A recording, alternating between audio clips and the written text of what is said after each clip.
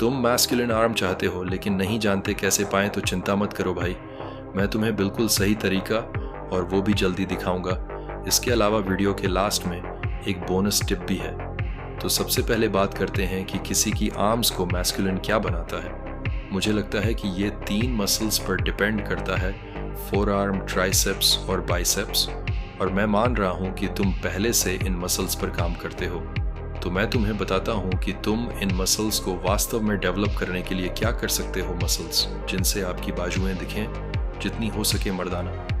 हम शुरू करने वाले हैं ट्राइसेप्स से, क्योंकि ये आपकी बाजू का मेजर पार्ट बनाते हैं।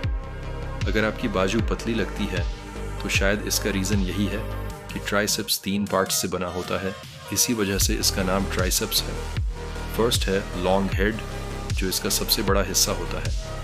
यह आपकी आर्म्स के पीछे की ओर चलता है और इसे थिक और फुल हुआ लुक देता है। इसे सबसे बेहतर तरीके से ओवरहेड मूवमेंट्स से ट्रेन किया जाता है, जैसे ओवरहेड डंबल एक्सटेंशंस या स्कल क्रशर्स।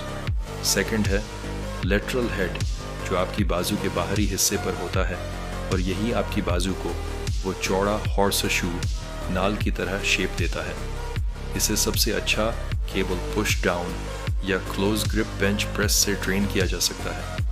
आखिर में आता है मीडियल हेड, जो लॉन्ग और लेटरल हेड के नीचे होता है। ये इतना दिखता नहीं है, लेकिन ये कुल साइज और ताकत को सपोर्ट करता है। ये लगभग हमेशा एक्टिव रहता है प्रेसिंग मूवमेंट्स के दौरान। अगर आप मस्कुलर बाजू चाहते हैं तो तीनों हिस्सों को ट्रेन करना ज़रूरी है। अगला है बाइसेप्स। अब ज़्यादातर लोग सोचते हैं कि बाइसेप्स का मतलब सिर्फ ज़्यादा कर्ल्स करना है, लेकिन ऐसा बिल्कुल नहीं है। सबसे पहले है लॉन्ग हेड, जो आपको पीक बल्ज देता है।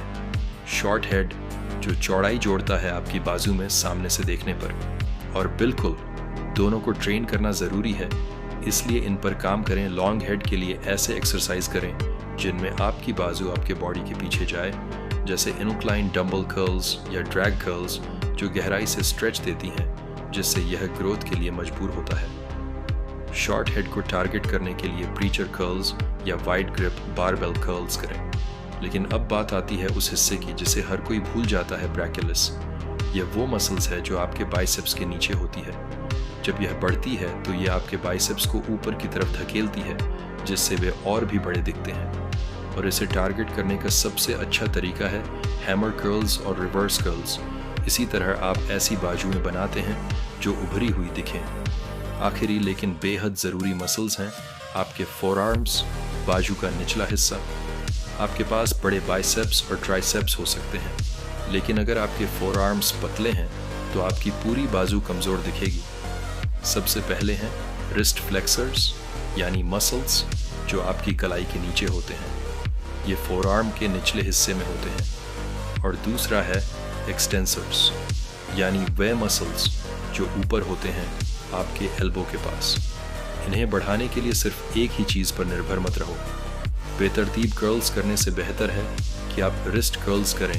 ये आपकी ग्रिप स्ट्रेंथ और मजबूत मसल्स बनाते हैं।